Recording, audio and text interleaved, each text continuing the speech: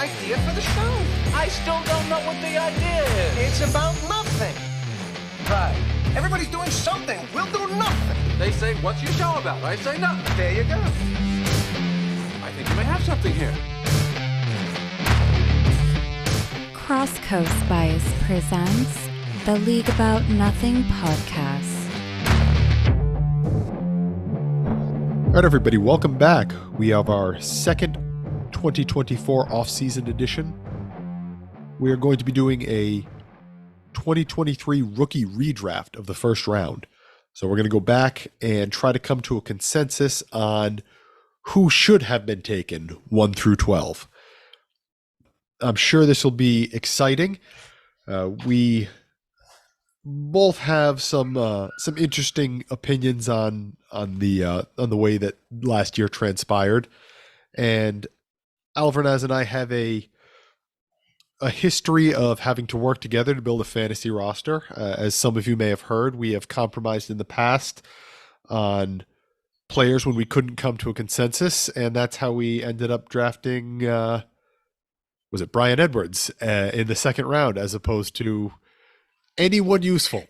Yeah, it's foolproof. See, so we know how to work together, and so you guys are in good hands for this one. Oh, it's gonna be ugly. All right, so just to recap, last year in the League About Nothing, players 1 through 12, we had Bijan Robinson at 1, Anthony Richardson at 2, Bryce Young at 3, Dalton Kincaid at 4, CJ Stroud at 5, Jaxon Smith-Njigba at 6, Quentin Johnston at 7, Jahmyr Gibbs at 8, Kendre Miller at 9, Will Levis at 10, Jordan Addison at 11, and Zay Flowers at 12. I think we'll see a few of those stick around in the top 12. yeah, I think we did pretty good overall. I mean, a lot of these guys are probably still going to be first rounders, even in this draft do-over. Yep. And, our league settings, obviously, everyone knows we have the tight end premium, the extra premium, the 0.75 premium, as opposed to the normal half a point, and the start 2 tight ends. So it bumps those guys up. I imagine that we'll see some movement in the tight end area. Yeah, bumped Kincaid up to 104 in the real draft. So I assume we'll see some tight ends make appearances after this record-setting rookie year for tight ends this year. Yeah, one notable name at the position not listed there. All right, so let's start off at the top, 101.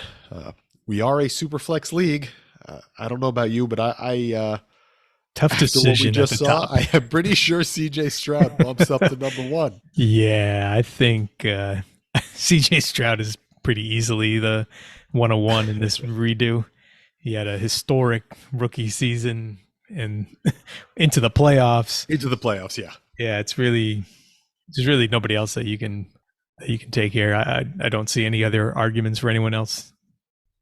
It's interesting how everyone gets very excited for the skill players, the running backs, the wide receivers and everything. And then we look at, an actual year of production and go, oh yeah, quarterback's the most important thing. We should do that.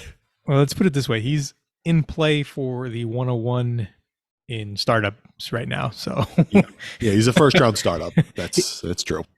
That's a pretty strong argument right he's there. in play for 101 in startups right now.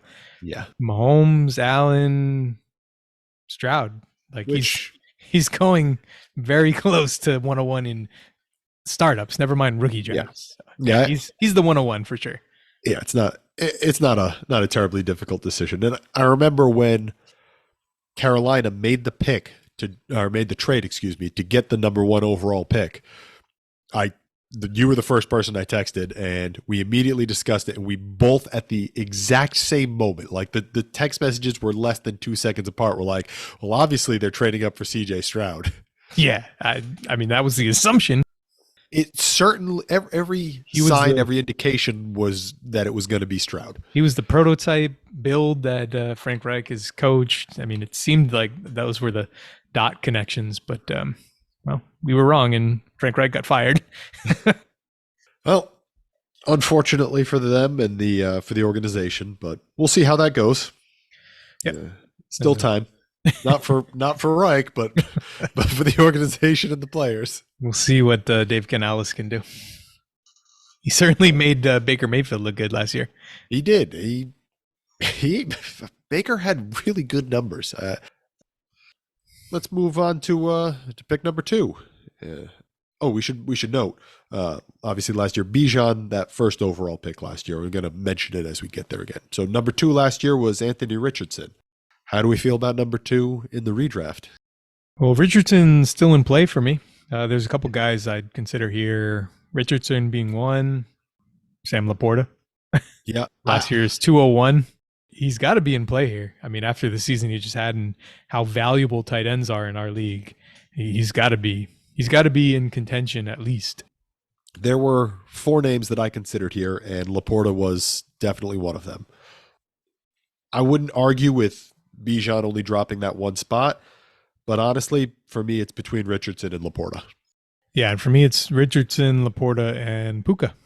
Yeah, Puka was the other name that I considered, but I would take either one of those guys over Puka in our format. Yeah, foot to the fire. I'm taking LaPorta here, though.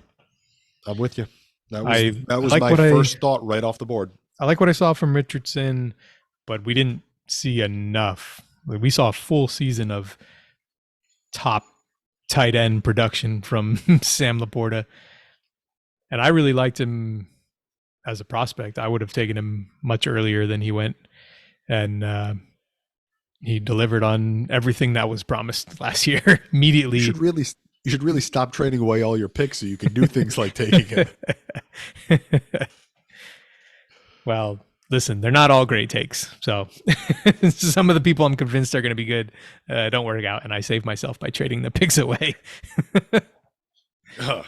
Denzel Mims. Yeah. So there's a longer list of those guys than ones that I was right on. So. Yeah, we've all got hits. We've all got misses. That's not exclusive to you. But yeah, Sam LaPorta, he as my tight end 1 in last year's class. I still wouldn't have taken him at 102 if we were in the original review. No. I wasn't that confident, but I'm taking him 102 in the redo. So we've got Stroud 1, LaPorta 2. Good news for Criddle and Big, who made those selections last year.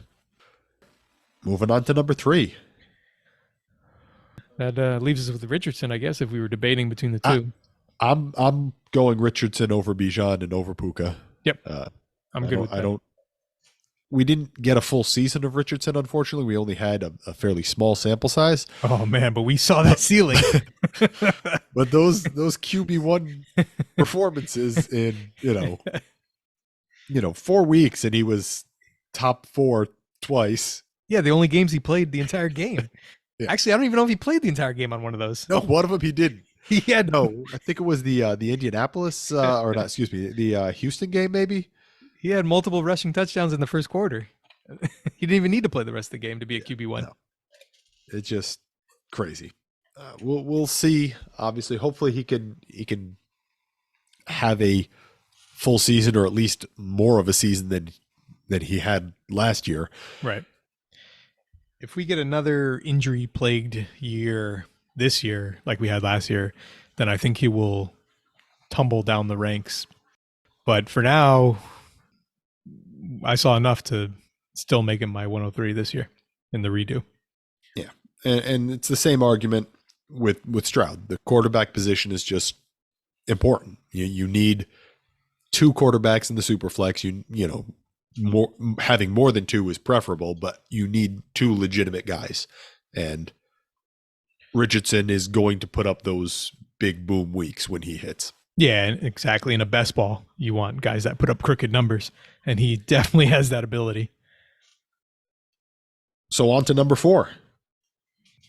For me, this is those 2 previously mentioned players. I think this is kind of a soft tier here at 5. We get the top 5 where we have Bijan and Puka left here. I could legitimately see these 2 in any order, but I don't see any other player being the same as them. I think you might have a different opinion with Gibbs, but right. For me, Puka is a tier ahead of Bijan. As much as I love Bijan and Gibbs, they're still running backs, and I'm still taking the wide receiver the historically great wide receiver season from Puka. Yeah, he set the rookie receiving record for receptions and for yards. That's it's not easy to do. It was an amazing rookie season. It was an amazing season in general, not just with the rookie qualifier. He was great last year. Out of nowhere, he went 4-11 to Mr. Good News in the rookie draft. Yeah, what a steal that was. I'm thrilled with the way this has started because I have the number 3 and number 4 picks on my roster now. Right. I changed my mind. Let's redo this. Yep. Let's redo the redo already. Bijan number 1. I'm already disappointed. No, yep. Bijan, I'm taking Gibbs 101. That's my guy. All right. Yeah, I'm good with those first 4. No arguments from me. Yeah. And you've said it to me, and you may have said it on the podcast as well, just the top wins above replacement players in our league format last year and pretty much every year have been wide receivers. So the position is very important. Puka, obviously 22 years old still, pretty young.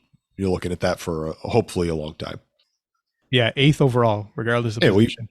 Wide receiver 4 on the season, again, as a rookie. So top 8 were wide receiver, running back, quarterback, wide receiver, quarterback, wide receiver, wide receiver. Also, Christian McCaffrey doesn't count. That's fair. He's the only running back on that list. And yeah, no one else is even close to him. No. All right. It's a statistic anomaly. Spider's George should not have been counted. So for me, 105 is where it kind of opens up a little bit. This is kind of another tier for me now. Got some running backs in consideration. We've got maybe another tight end in consideration. Got a bunch of good receivers. This is a little more pick your poison here in this tier.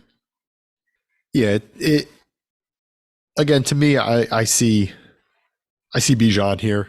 I understand that he didn't have quite the transcendent year that everyone expected, but I think that will improve with a different offense. I think you saw the talent. I think you saw the flashes, and it's still a position of need, even if it isn't quite at the same level as the other ones. Right. If you know me, you know that I do not care about running backs, but that's also not true. I care about some running backs.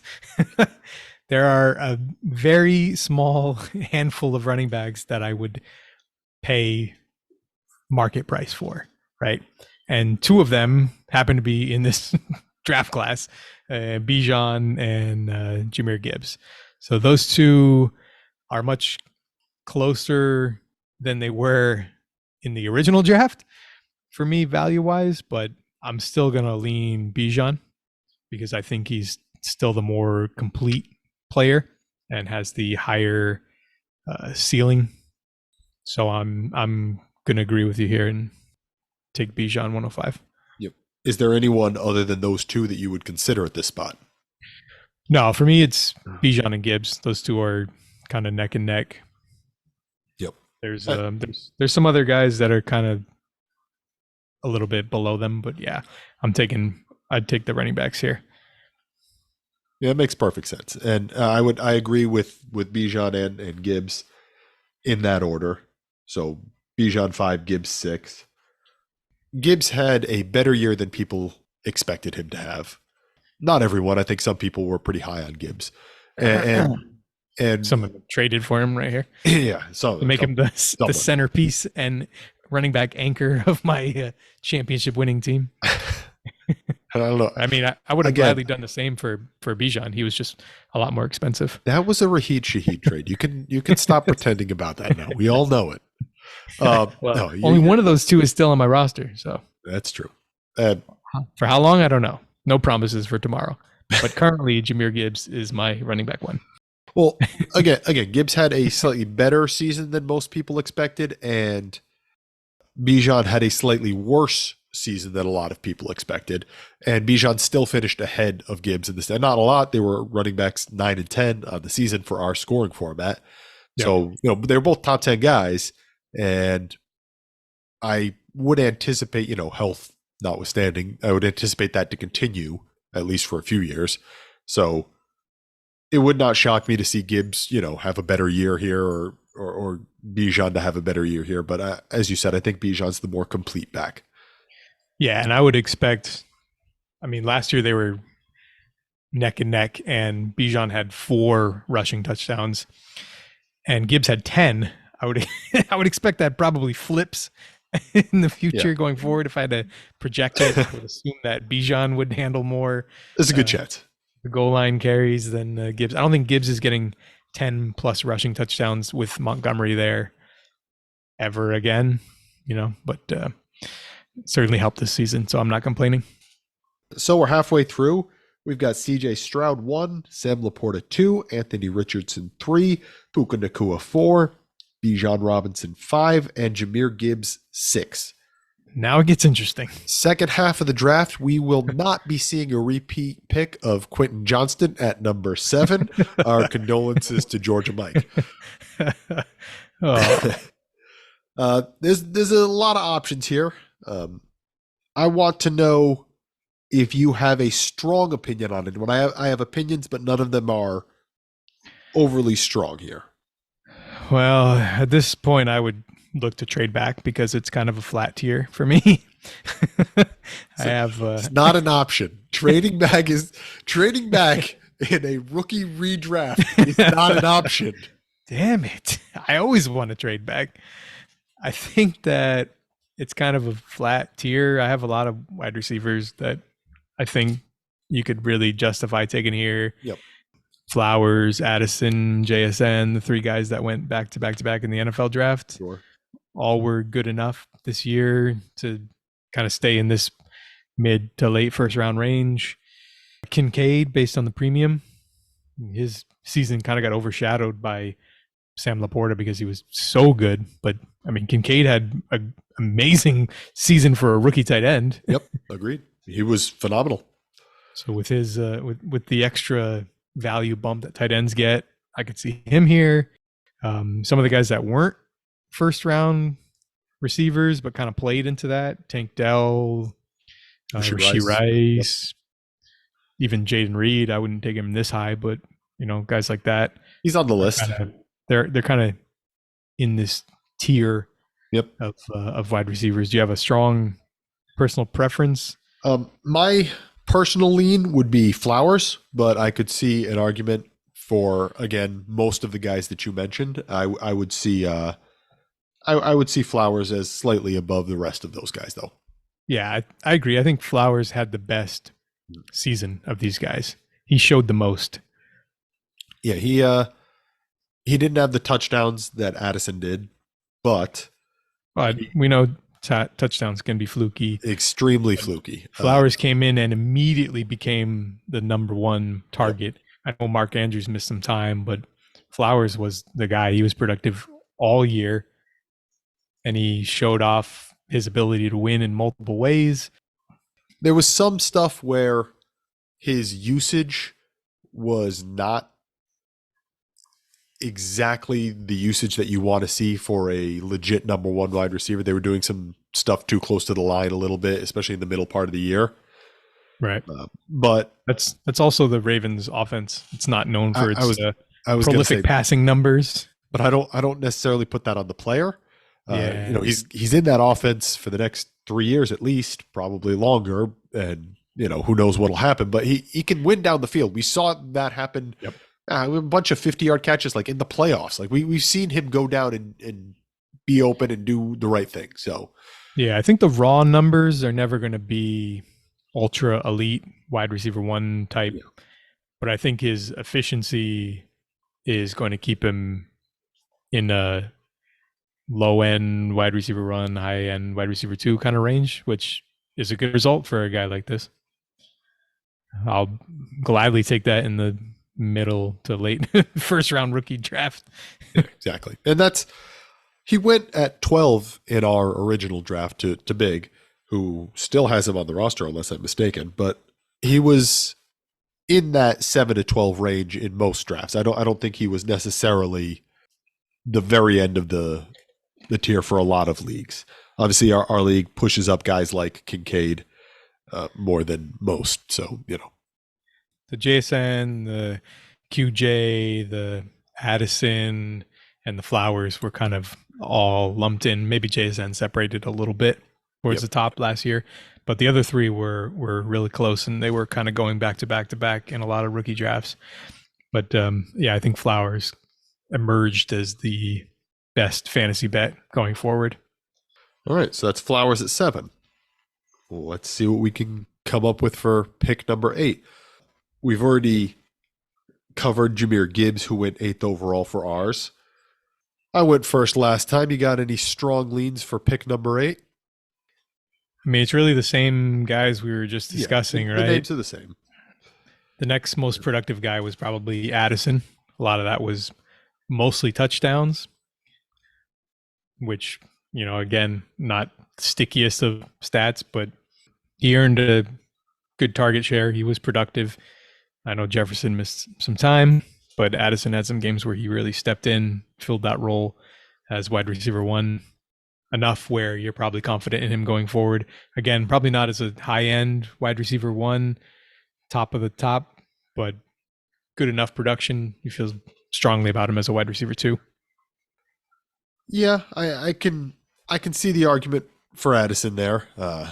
Again, very, very good rookie year, but a lot of touchdowns buoying up that production. That makes me a little bit nervous. We see touchdowns come and go year over year. And obviously some guys just have a nose for it and some don't. And maybe Addison's one of those guys. Time will tell. But taking Addison ahead of a couple of these other guys would make me a little bit nervous. I'd probably still lean Kincaid over Addison here. And yeah, I can buy that for the positional advantage of having a tight end scorer like Kincaid did, and will probably project even more going forward.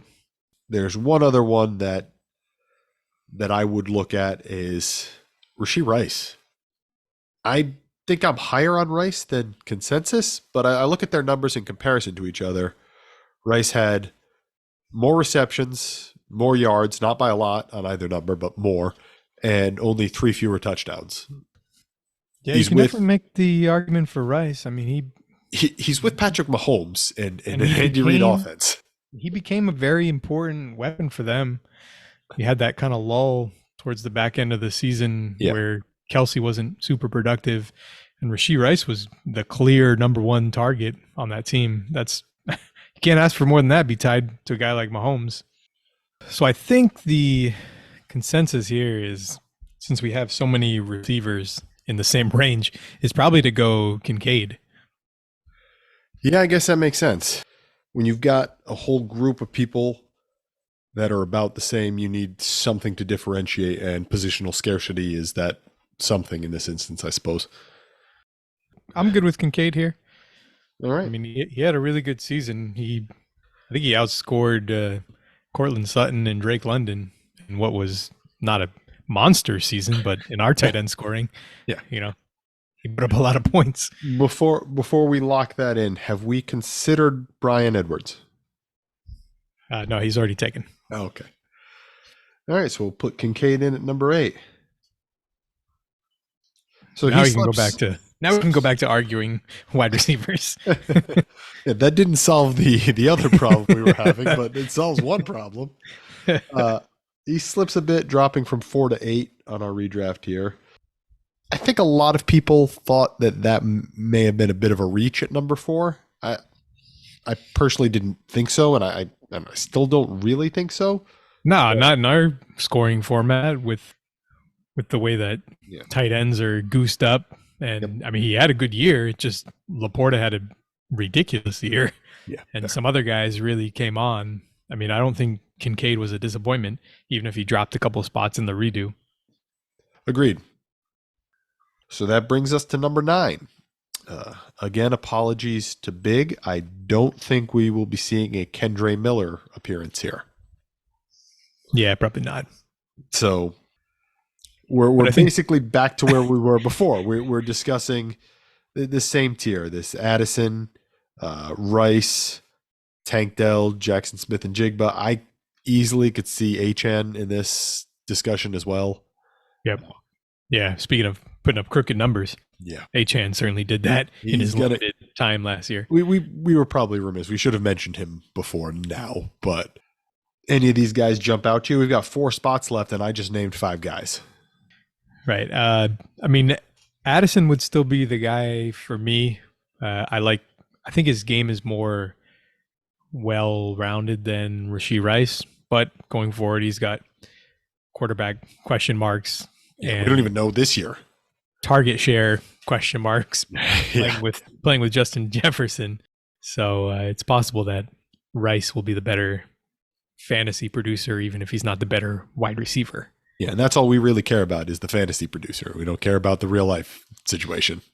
Right. But, when I'm projecting guys going forward, I generally prefer the talent over situation. That's when true. you're talking long term. Especially with guys this young. Which really then would probably be Jaxon Smith-Njigba. I think he was the best wide receiver of this group. He just didn't put up the fantasy points. The other two is some questionable role usage for him. Good luck, Bears. Now you get you get Waldron as your offensive coordinator. You saw the clip of him getting asked about Waldron, right? When your first words are like, "Is this live?" Like, I think not a ringing endorsement, I know. and I mean, not surprising. They used him for 2-yard curls 8 times a game, and that was it. They didn't let him run any routes for the first half of the season. Yeah, like, why are you drafting a guy that's as shifty as he is and not letting him run a route and try and get open? What is the idea here? I think we'll see a bigger role going forward, hopefully. I mean, you've already heard the new coach McDonald come in and say, we're going to run the ball. No surprise. He's a defensive coordinator. This is what he wants to do. Run the ball, control the clock, shorten the game. But you are going to have University of Washington's offensive coordinator now, the Seahawks coordinator, and he's turned down multiple opportunities before, chances to go to other schools or even the NFL. And he was briefly Alabama's offensive coordinator for like a week before he went to Seattle. So there's a chance that we may see a little bit more of an open offense than what McDonald wants.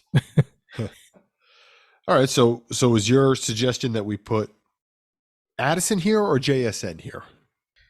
Or Rice. Or Rice. I mean, we're still between these 3 guys. I think that I didn't bring up JSN because I personally am higher on him than consensus, and he is also on my roster, so I didn't want to be out here like you do have him for my own guys. So I didn't. Hey, I did it for Gibbs. It's fine. But if you right now offered me Addison for JSN straight up, I would decline that offer. I would keep JSN. Yeah, and I think that I would lean JSN as well. So I know I would take both of them over Rice. So if you want to go JSN's here, I have no problem with that. All right, so let's talk that out then. So we'll put JSN 1. You are higher on Addison than I am, but I'm higher on JSN. So with me putting JSN ahead of Addison, we'll put Addison ahead of Rice. Does that make sense? That's how I would have them ranked, yeah. So we'll put JSN 9, Addison 10, and Rice at 11. There we go. We just almost finished the draft in one fell swoop. It's impressive. So it really leaves us. We're kind of splitting hairs with those 3 guys. Well, and we're ignoring other players. Like we're ignoring Bryce Young. We're ignoring, Well, that's what I was going to say. We should debate now the guys that are in play for the last pick. Exactly. Let's bring up all the names that you. There's a bunch of names left. Let's talk about some guys that we would take here at 112. There's quite a few that I would consider here. Exactly. I agree. This class was a very impressive class overall.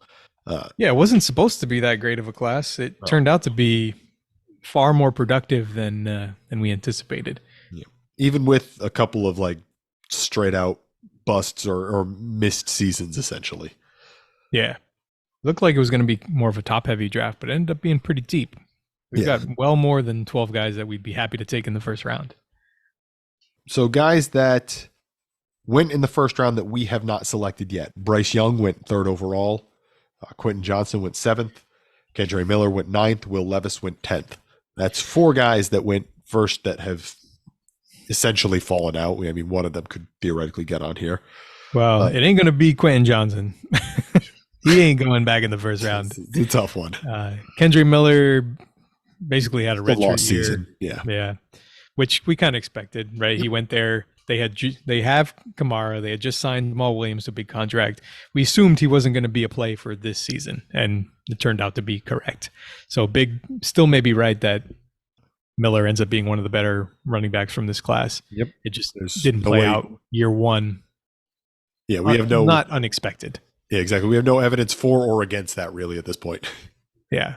And Will Levis is currently a starting quarterback, just like Bryce Young. I think Bryce has a longer leash based on where he was taking in the investment versus Will Levis. Yeah. But again, both are looking at new coaches this year. It's not out of the realm of possibility that they're both in shaky positions going forward. I'd feel better about Young, but I don't feel great about either of them based on how they played this last year. Some other guys that are in consideration, a couple of tight ends, Michael Mayer, Luke Musgrave. Hold on for a sec. We had a fairly lengthy discussion with JMC about Bryce Young's future when we were doing our first mock draft for this year, when we were discussing, I think it was the Jane Daniels pick, where you guys were both, I don't want to say optimistic about Young, but you both gave your thoughts where it wasn't as drastically awful as it may appear from, that first year. Right. He's still, to me, the quarterback 3 in this class, which he was coming into the draft last year for me. I don't think that he's nearly as close to Richardson and especially Stroud that he was a year ago at this time. Not on that level. But he's still clearly ahead of everybody else, and quarterbacks are valuable, especially ones with essentially guaranteed starting jobs for at least another year, probably another year and a half, really, before they can even think about doing something with them. So that has value.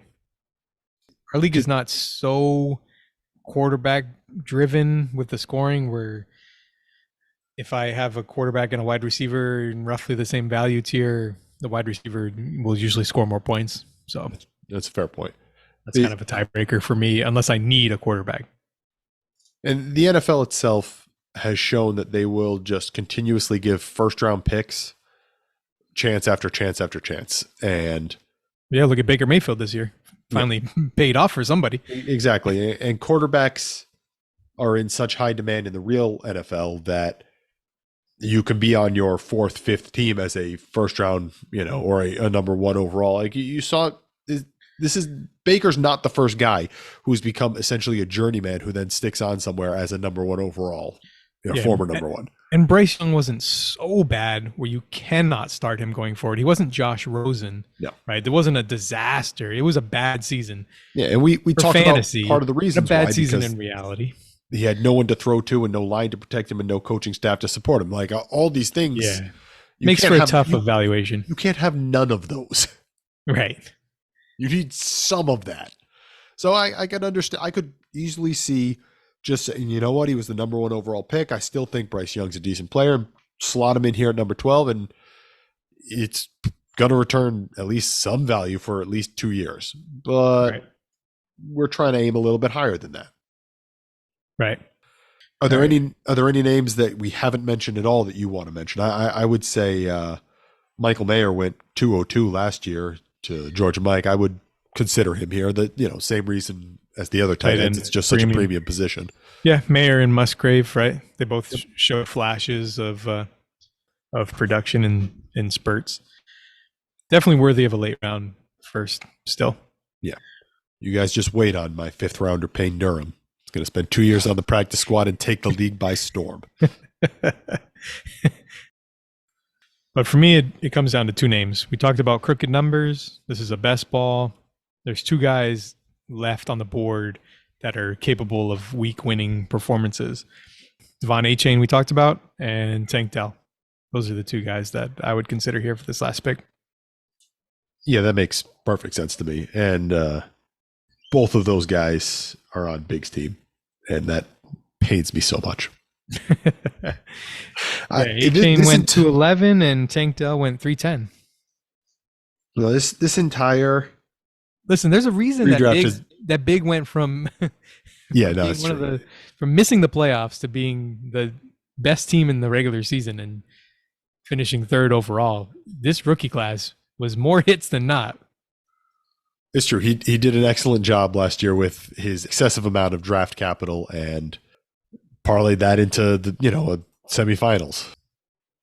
Achane took a brief detour onto your team. Yeah, of course. I don't hold on to running backs for long. No.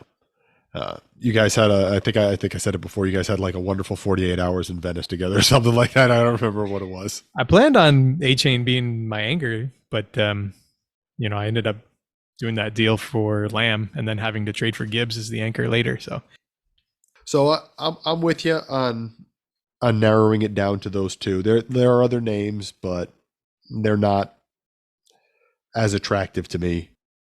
I would lean personally Achane over Tank Dell. Kind of splitting hairs, but those big boom games I trust more from Mike McDaniel offense and led team than I would from a D'Amico Ryans team, even though he's not running the offense. I just, a defensive head coach makes me think maybe I should go with the offensive minded head coach. I don't know if that's really should be the way to look at it because they're both very talented players, but and also Tank coming off the injury, that doesn't help. I think the difference is one of them wants to score points and the other one just has to. Yeah. Just to win. It's a better way to put it than what I said. I said defense improves. They're probably not going to be airing it out as much as they had to this year just to try to win games. But McDaniels doesn't care. He wants to score 70 points every week if he can. So yeah. I understand that. Mostert ain't getting any younger. So we're probably going to see – we'll see if he can survive another full season. So we'll probably see more Achane. I think they both have similar question marks with build and durability issues that we saw from both of them this year. Yeah, they're both small guys. So I think I'm with you. Yeah, I'm good with Achane here. I'm good to close out the draft with Achane. I like him. I traded for him once. And then traded him away 2 days later? Yeah, we're not going to talk about that. Important thing is I traded for him, and he's good. Well, I lied. It was just about two and a half weeks that you had him on your team. Almost 3 weeks. Burning a hole in my pocket. I had to get rid of him. Which for you is a long time. That rounds it out at 12 there. So we had 1 through 12 here. Stroud, LaPorta, Richardson, Puka, Bijan, Gibbs, Flowers, Kincaid, JSN, Addison, Rice, Achane. Yeah, any qualms about what we've got? Basically a perfect draft. I see no holes in that at all. I think no flaws. I think we were perfect. And I don't think anyone will have any problems with those 12 in that exact order. No, how could they? No. Just one slight correction. I'm going to replace Richardson at 3 with Brian Edwards. Got it. There we go. Now it's perfect. All right, and that's the end of the 2023 rookie redraft. As we just said, it was perfect, and no one can possibly complain about anything. But if you do have complaints, please direct them to Alvarez's inbox and get those in as soon and as loudly as possible. My DMs are open. All right, we'll catch everybody next time. I'm not sure what the next show will be, but we'll be back soon enough. We'll see everybody then.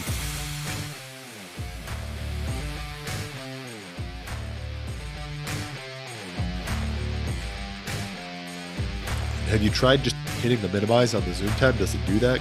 I can set it to like float. When I'm the host, I can't. Oh, yeah. It does work. Interesting. I find it fairly useful because it doesn't take up any space. The mute button's still right there for me to click. Then I can't see myself. I don't need to see myself. You're not a narcissist. Some of us are. Well, you can do there's other view options too. Like you can do the view myself gallery. Is immersive? What is immersive? Choose immersive. I don't want to know what that is.